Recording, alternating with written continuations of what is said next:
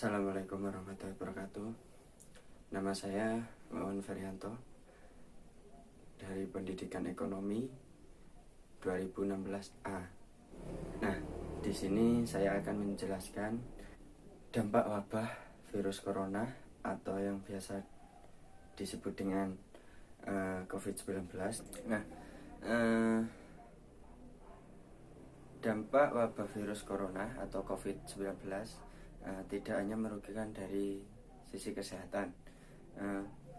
Virus yang bermula dari kota Wuhan, Tiongkok, atau yang kita dengar yaitu Cina, ini bahkan turut mempengaruhi perekonomian negara-negara di dunia, bahkan Indonesia. Di Indonesia, pemerintah mencoba melakukan berbagai upaya untuk menekan dampak virus corona terhadap industri. Nah, ada juga industri yang memberlakukan sistem pengurangan karyawan, dengan cara 2 pekan kerja dan 2 pekan libur, guna mengurangi penyebaran virus corona. Tentu hal ini berdampak dalam menurunnya produksi sehingga perusahaan bisa memahami kerugian yang berujung PHK. Dari sektor pariwisata dan penerbangan yang sepi penumpang dikarenakan adanya kebijakan social distancing, serta retail non makanan yang sepi pengunjung. Nah, kedua tingkat sedang seperti industri perfilman yang mengurangi proses syuting, industri media dan pers yang menghambat mencari konten dan berita. Nah, ketiga tingkat rendah seperti industri, sektor jasa hanya sedikit hambatan, yaitu orderan jasa yang menurun, akan tetapi masih bisa diatasi dan tidak terlalu berpengaruh.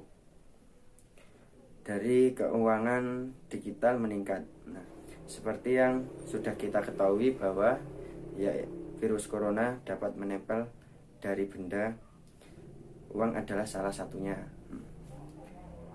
Ini adalah alasan mengapa uang digital akan meningkat, karena uang digital tidak bisa dipegang atau disentuh, sehingga tidak ada penyebab terjadinya penularan virus.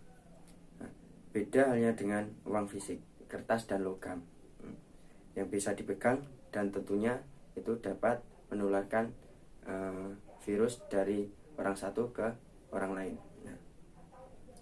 Nilai tukar dolar Amerika Serikat meningkat. Nah, hal ini disebabkan oleh banyak hal. Salah satunya adalah turunnya ekonomi negara Cina, sehingga negara Indonesia terkena imbasnya. Nah, karena negara kita pro terhadap negara Cina, Amerika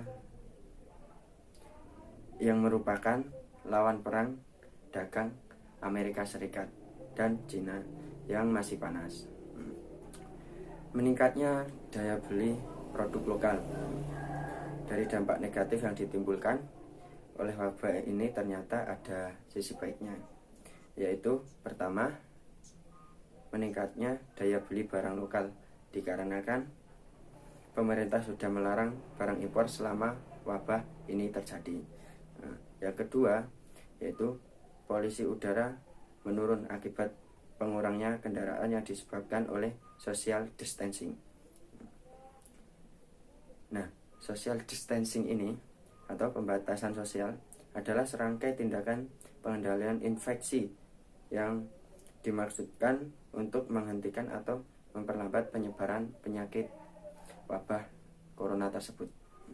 Tujuan dari pembatasan sosial adalah untuk mengurangi kemungkinan kontak antara orang terinfeksi dan orang yang tidak terinfeksi, sehingga dapat meminimalkan penularan penyakit. Contohnya seperti penutupan sekolah. Nah, terus yang kedua, tempat kerja, isolasi, karantina, menutup atau membatasi transportasi umum. Pajak penghasilan yang ditanggung pemerintah. Penghasilan teratur yang diterima oleh pegawai penghasilan 200 juta rupiah setahun yang bekerja pada perusahaan yang terdampak pandemi corona. Mendapat fasilitas pajak penghasilan pasal 21 PPh 21 ditanggung pemerintah. Dalam Peraturan Menteri Keuangan Nomor 23 PMK 03 2020, perusahaan yang terdampak pandemi virus corona merupakan perusahaan yang terdaftar pada 440 KLU atau klarifikasi lapangan usaha. Tentunya dan perusahaan yang telah ditetapkan sebagai perusahaan KIT, yaitu adalah kemudahan impor tujuan ekspor. Kelonggaran membayar kredit. Pemerintah memberikan sejumlah insentif untuk kelompok usaha mikro atau kecil dan menengah, yaitu seperti UMKM.